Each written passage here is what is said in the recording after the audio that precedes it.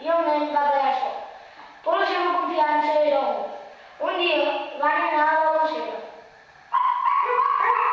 on treballava el seu pare i li van donar un xiulet que feia servir el seu pare per cridar el gos.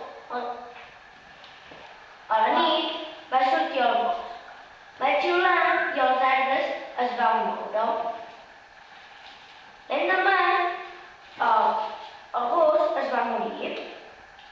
A la nit va xiular i es va veure el gos. Va pensar que era un somni. Al cap d'uns quants dies van enterrar el gos i a la mateixa nit va xiular i es va morir de cop.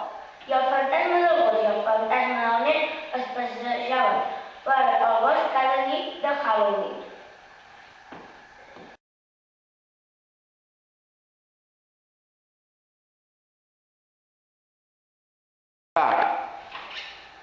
Hi havia una vegada dos nens que per Halloween van anar al bosc. Buscaven una casa que sempre els donava moltes xutxes. Va, anem, de pressa, que ja quasi arribem. Però per aquí ja hi hem passat, oi? Oh no, ens hem perdut! De sobte, dos zombis van aparèixer per darrere dels arbres. Us menjarem! Us menjarem! Joan, corre! Cap aquí!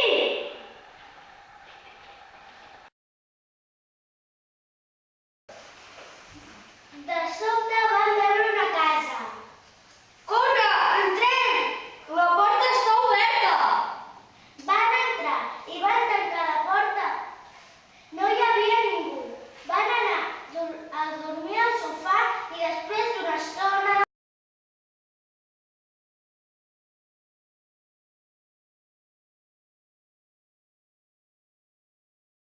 Lleva't, corre!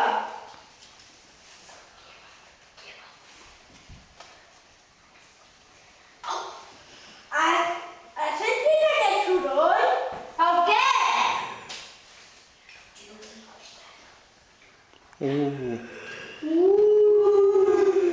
Marxeu d'aquí!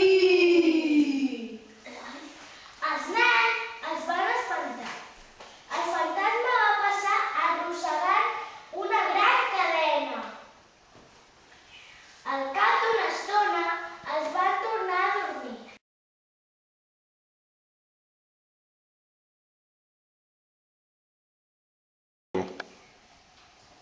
Al matí van trobar el camí cap a casa. Quan van arribar a casa seva, no van explicar res a ningú del que havia passat. Però mai més van voler anar a aquella misteriosa casa.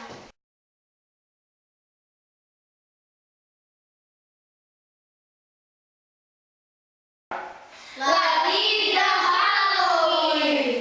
Hi havia una vegada, en un poblet molt petit, que cada nit de Halloween sortien zombis dels taüts. Anem a menjar cervells de nens? Sí, i tant!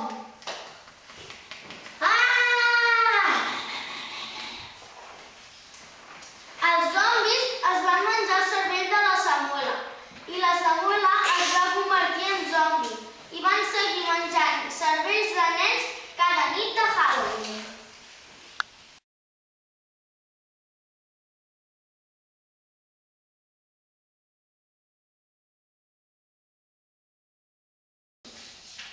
Bona nit, tinc gana, tinc set. Els zombis se'n van cap al poble. Ajuda! Corre, cervell, vine, que anem a ballar. Els zombis se'n van cap a una casa.